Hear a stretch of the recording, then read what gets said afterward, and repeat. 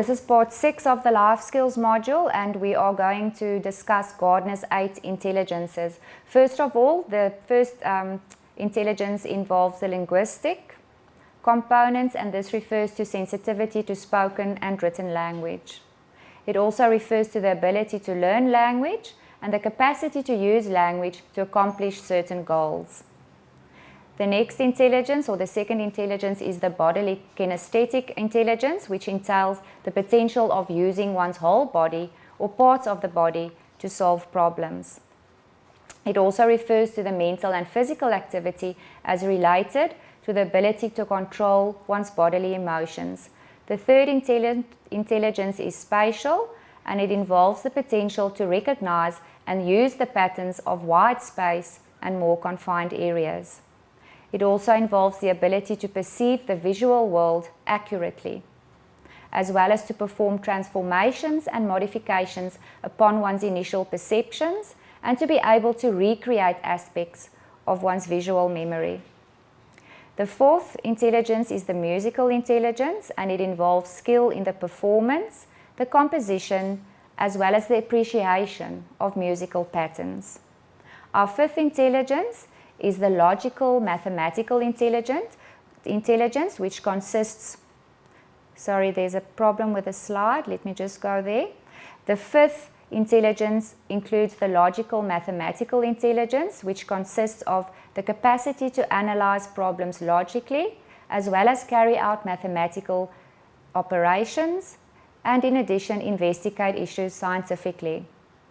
Number 6 is the intrapersonal intelligence, which entails the capacity to understand oneself, to appreciate one's feelings, fears, and motivations, as well as the ability to access one's own emotional life through awareness of inner moods, intentions, and motivations, and lastly, to apply these understandings to help one live one's life. The seventh intelligence is interpersonal, and it's concerned with the capacity to understand the intentions, motivations, and desires of other people.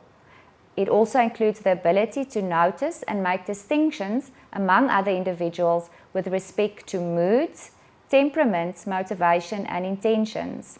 It enables you to use this information in practical ways, such as to persuade, influence, and manipulate. The eighth and last intelligence that will be discussed is the naturalist intelligence, and this refers to the capacity to recognize and classify the numerous species of flora and fauna in one's environment, as well as the ability to care, tame, or interact subtly with living creatures or with whole ecosystems. What is the relationship of multiple intelligence with life skills? Every person has a unique profile.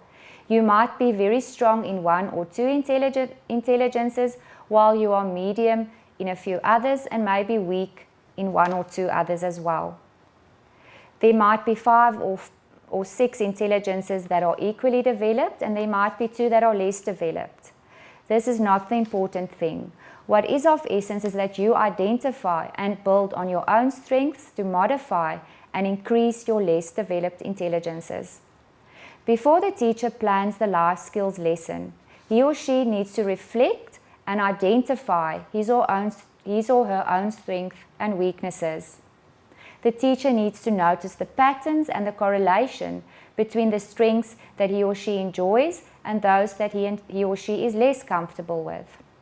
You need to ask yourself the question, are the learner's strengths the same as yours, or are they perhaps more intelligent in a way that you are less intelligent?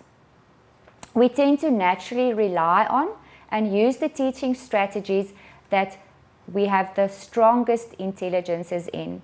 And by doing this, we unfortunately create teaching biases. Therefore, it's very important to identify our least developed intelligences and use teaching strategies that are best designed for developing those intelligences in learners. The teacher has a responsibility to identify his own strengths and weaknesses and to continue his lifelong learning, because only then will he be able to develop his or her own intelligences. Lastly, Only then, as we said, will we be able to incorporate teaching strategies as well to support all the intelligences and meet the needs of all our learners. Next topic is the career choice inventories to guide career counseling. There are various types of career tests that can help the learner gain better understanding of career interests, motivational traits, personal work style, personality, values, skills, and aptitudes. The first group of instruments measure such things as knowledge, skills, or ability. They usually have right or wrong answers, and they are sometimes called performance tests. If a learner studies for these tests, he or she is able to improve the score they can get. Here are some examples of performance tests: achievements tests, ability tests, skills, literacy tests, which are tests that help evaluate how well the learner can read, write, or use numbers in printed material, and measure how well learners can perform in a particular job.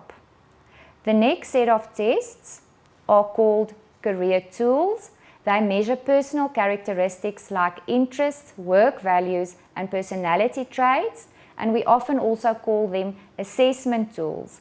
These do not have wrong or right answers, and there's also no need to study for them. Here are examples of some of our assessment tools. Interest inventories, which have no wrong or right answers, and you cannot pass or fail a grade in any case in these. Work values as instruments, which allow one to pinpoint what learners will value in a job. Personality measures, which help to identify the personal style in dealing with tasks. And biodata instruments. These are questionnaires that are designed to gather information about the skills and other personal qualities used in previous jobs, hobbies, or school. We also get something called an honesty test, and it's a specialized personality test to tell prospective employers which applicants are more likely to follow the rules. That brings us to the end of these assessment tools. And the very last one is called the medical test, which we are all, I think, familiar with. Sometimes after you've been offered a job, you will be asked to take a medical examination. The employer might tell people before that they cannot be officially hired if they do not pass this medical test. There are two typical medical tests that you can take. One is the physical examination, and it can be required by an employer after a learner has been offered a job. If the learner has a specific physical condition that will prevent him from doing the job, he will not get the job. Then you can also be asked to take a drug test. Now this will involve the analysis of urine or a blood sample to identify if there are any illegal drugs in your system. Some employees use this test to finalize the hiring of new employees and to identify current employees who are drug users. These tests are often random, meaning that the employee is not told when these tests will occur. It's also used to ensure a drug-free workplace. Interesting to note is that there are some foods and legal drugs that may cause a drug test to mistakenly show positive. This brings us to point 7.10. Career skills are life skills. There are important skills that a learner has to learn, and these can be applied in real-life situations. First of all is to establish a code of character for personal excellence. Secondly, to explore 21st century career skills. Thirdly, to build communication and relationship strategies. In the fourth place, moving out of comfort zones. Next, understanding the character traits of a good leader. Developing realistic goals and motivation. And also personal responsibility in all the different areas: intellectual, emotional, physical, up to social well-being. Another skill is to be able to commit to healthy attitudes and actions, and also to demonstrate self-reliance and self-awareness, to make responsible choices and ethical decisions and regarding their career directions. This brings us to the end of Unit 8, and we will now move over to the elements of daily classroom processes to develop life skills. First of all, the focus of life skills education is seen as the development of skills and not as such knowledge as the most important part of education. What comes to mind is the self-worth and the self-esteem of the learner, which needs constant attention. And the teacher is in an ideal position to assist learners in understanding their own self-worth. The following elements of life skills need to be considered as developing an attitude of skills versus knowledge. The strength of the nation is strongly dependent on the ability of its citizens to be highly intellectual as well as skillful. A carefully designed and a well-planned education system is critical to developing human capital. The life skills approach is an interactive process of teaching and learning.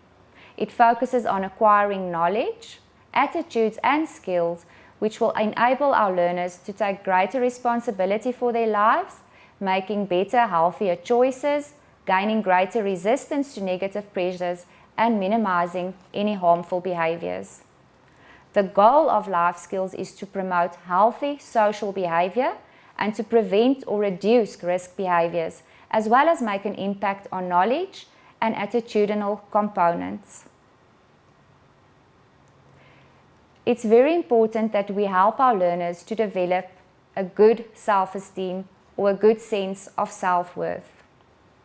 Self-worth can be seen as the way in which a learner views him or herself, or what he or thinks he is or is not. Learners evaluate themselves continuously. They interpret what they have evaluated and then form concepts about themselves. They make interpretations as well from the feedback they get from others. In their contact with other people, they will also evaluate themselves and compare themselves to others.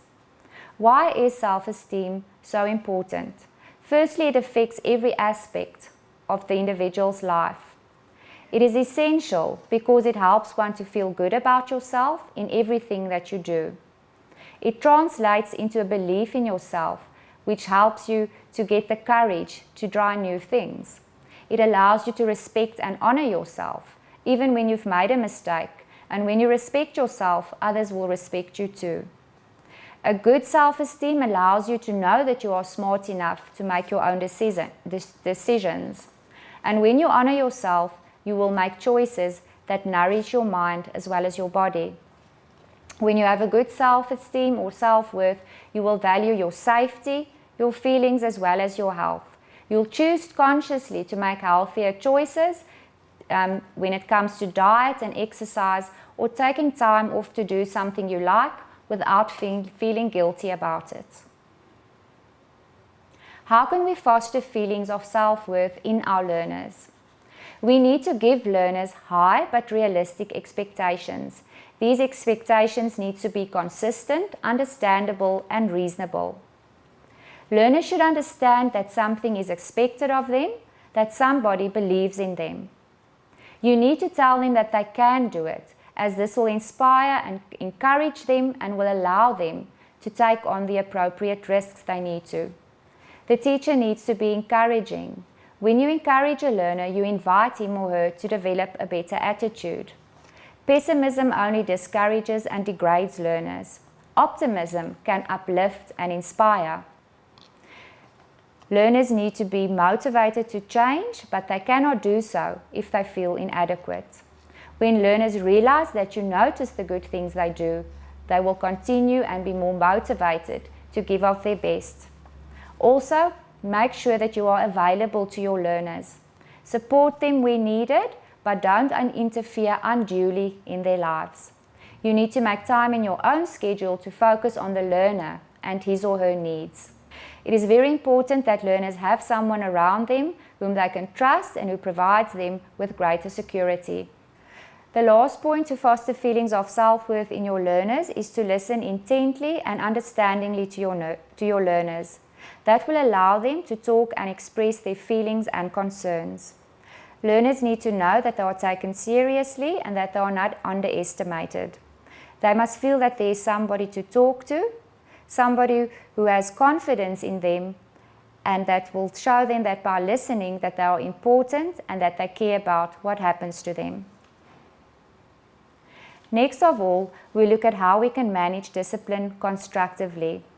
And the best approach is the problem-solving model, which is a systematic approach to discipline.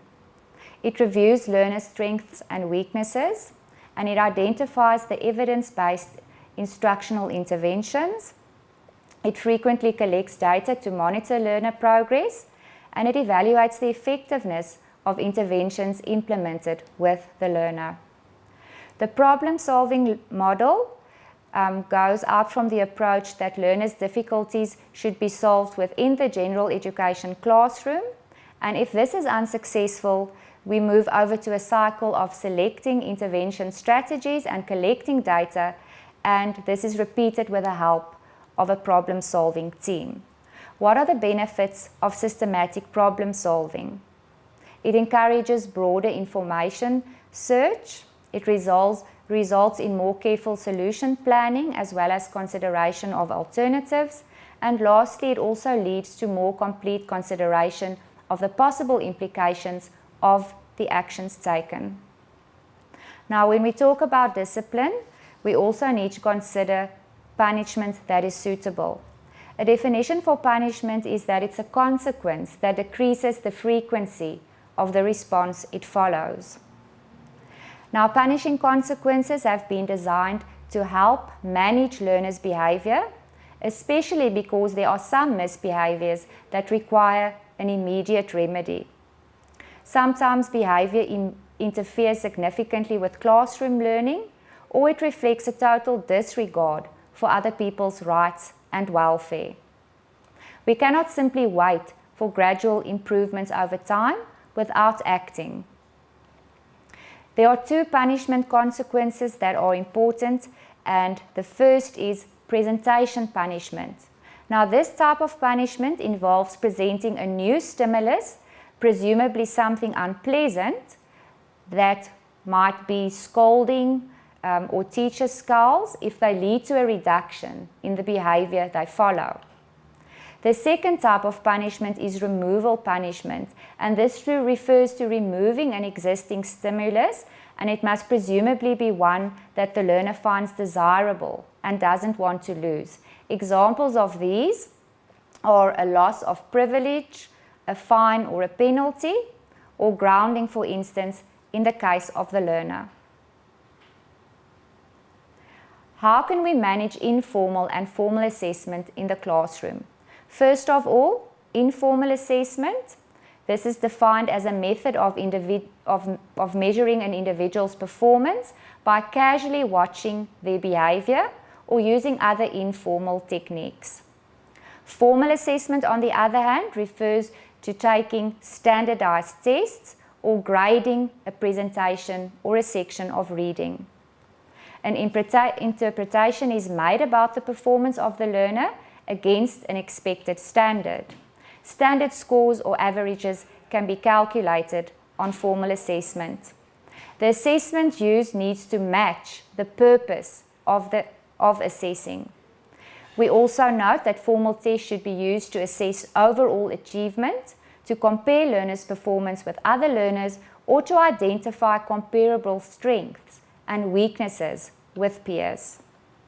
Lastly, it's very important that you are able to discuss how you can manage informal and formal assessment in the classroom. This brings us to the point of keeping learners enthusiastic about learning life skills.